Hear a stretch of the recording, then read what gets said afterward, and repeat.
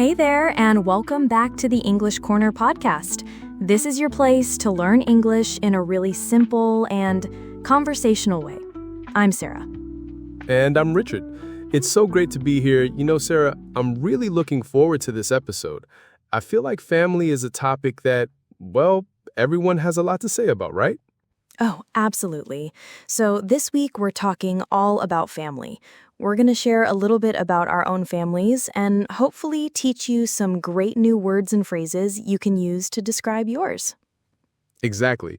That's the goal, right? To give you a real-life example of how these words are actually used, so you can sound more natural when you're talking about your own life. Right.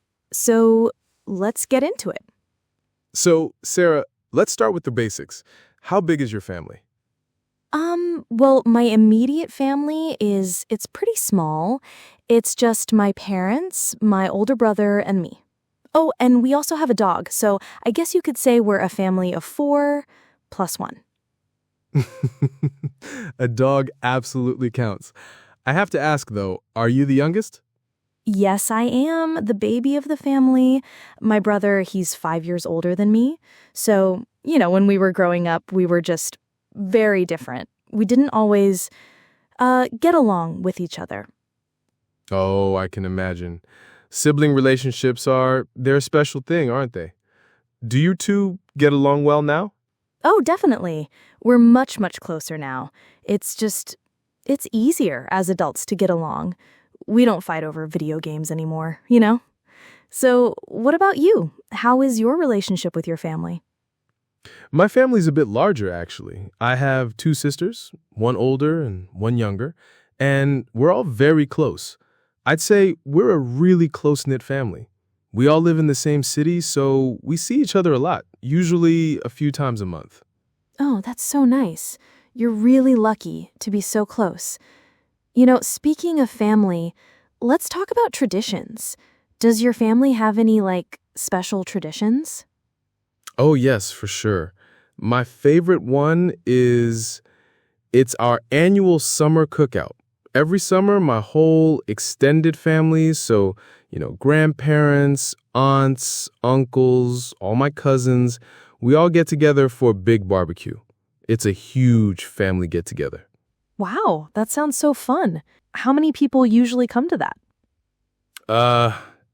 At least 30, maybe more. It can get pretty loud, but it's just a lot of fun. Everyone brings a different dish, and we just kind of talk and play games all day.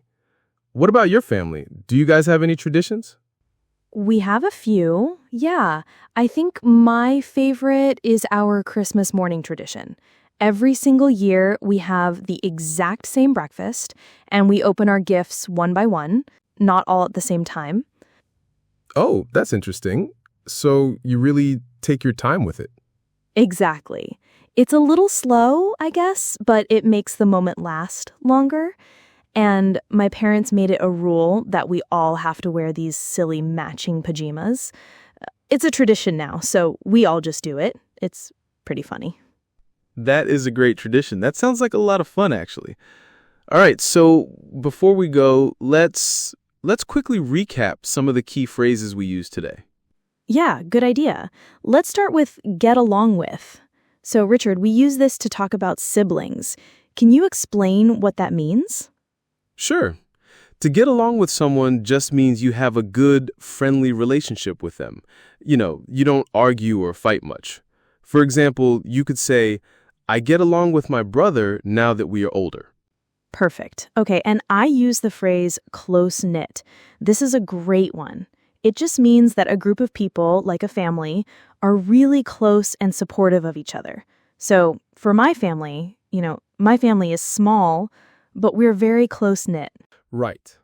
And finally, we talked about a family get-together. This is just a casual way to say a gathering or a party where a lot of family members come together. For example, you might say, we're having a big family get-together for my grandfather's birthday. Great examples. We really hope that hearing about our families helps you to talk about your own. And I think that's all the time we have for today. We really hope you learned some useful words and phrases. Yes, and a little challenge for you. Try to use some of these words this week. You could tell a friend about a family get-together you had, or maybe talk about a family member you get along with. Good idea. And next time, we'll be talking all about food. Delicious. I am definitely looking forward to that one. Me too.